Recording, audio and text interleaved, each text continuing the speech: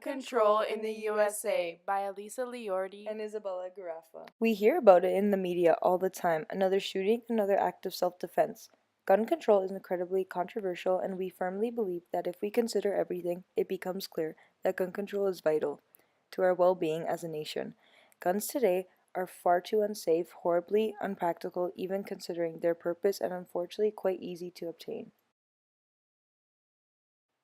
Firearm supporters adamantly believe that the Second Amendment to the United States Constitution gives them a full and uncontested right as an individual to own a gun.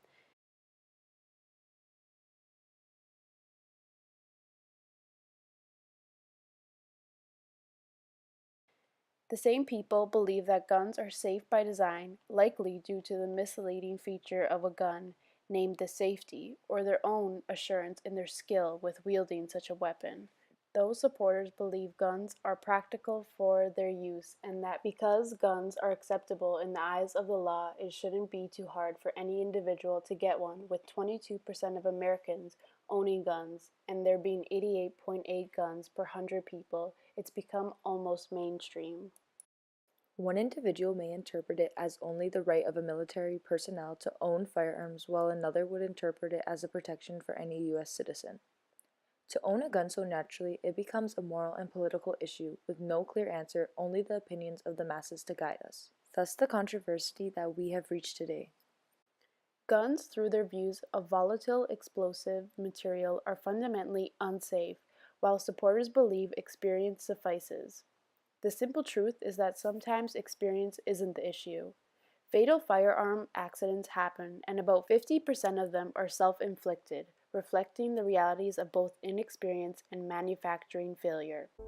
The overwhelming majority of people who die due to guns in the US don't die because someone shot them, they die because they shot themselves. The US owns more guns per resident than any other country in the world.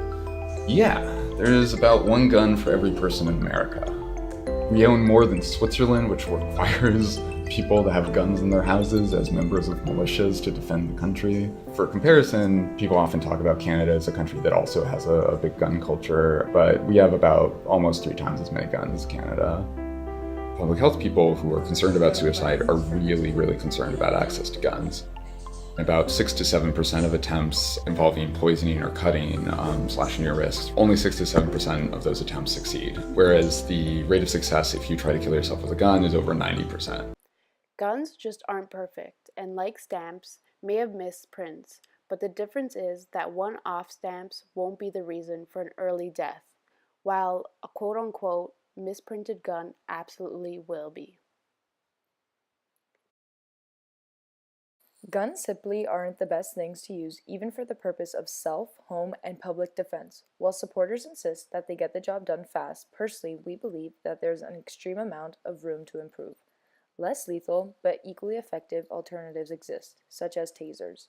On top of that, domestic violence is not solved by guns, either. If the abuser managed to take the gun, which is what happens in many cases, that access often spells doom for the victim. While many claim to have a gun in the event of a shooting, statistics show that there have been 62 recent mass shootings. None of them were stopped by an armed civilian, so there goes that. Heroic. Fantasy, and finally, of all misuses of firearms, suicide and homicide are by far the most rampant and awful. 52.2% of all suicides and 37.7% of all homicides are executed with firearms. Finally, guns are just way too easy to get in today's society, even though gun supporters may believe that because they're legally accepted, there shouldn't be, too much policy about getting one. The truth is, that's a huge mistake, to give anyone a gun without sufficient background checks. The vast majority of gun-related homicides are legally unjustifiable, meaning that they were not done a heroic act of protection. Our final piece of evidence comes from an article released about a young teenage boy who woke up in the early morning of October 19, 2014. Suddenly, at about 3 o'clock, to a big boom, his father had just taken his own life with a gun. In the article, it mentioned he had been previously diagnosed with bipolar depression and was at risk, but regardless of this, the state decided he was allowed to own a gun and keep it in their home. Had he not been allowed to get this, his lethal suicide weapon of choice, and keep it, With the law being perfectly okay with the combination of his mental instability and this firearm, if that combination had not been accepted, he might still be with them today, though it's too late for his dad and many, many more people in America. It's not too late for the people of tomorrow. I heard about a shooting involving a 3-year-old girl over the summer. My daughter Riley is that age. There was a point when I felt that I was going to die. My parents used to always say a bullet doesn't have a name on it. Someone put a bullet in the back of my 14-year-old son's head. The gun should never be an option. We're Americans. We don't have to live like this. We can all make a difference. In the United States, 88 people die of gun violence. If we can just vote in each election for officials that will lead the gun control effort, then we are looking at a brighter future for everybody in the generations to come. Vote against guns and keep your wits about you.